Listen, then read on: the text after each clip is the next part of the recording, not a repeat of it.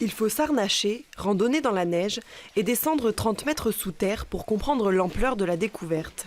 22 km de galeries dévoilées sur le réseau des grottes de la Falconette. Les deux rivières souterraines creusent ici leur lit dans le calcaire depuis des millénaires. Une belle surprise pour les spéléologues. Pour nous, c'est une grande récompense, quoi. Enfin, là, on vient d'atteindre 22 km, le Père Noël est passé en avance. Et la grotte cache encore quelques secrets.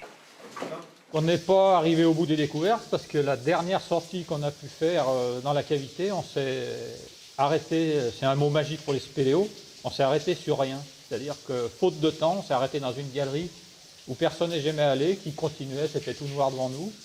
Donc là, avec notre niveau, on va chercher à décrypter l'histoire de la caverne.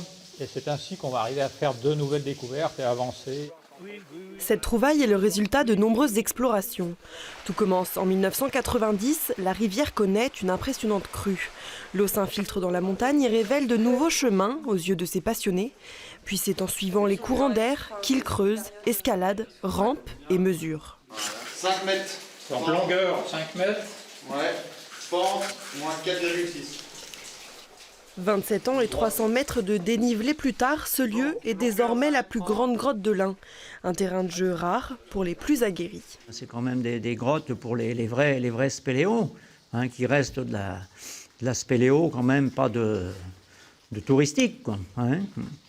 Mais moi j'ai la chance d'habiter sur place, donc, et trouver ça sous nos pieds, et c'est extraordinaire. La grotte deviendra encore plus extraordinaire lorsque tous les couloirs verticaux auront été découverts. Encore quelques kilomètres, passés les 25, elle sera classée dans les plus grandes cavités mondiales.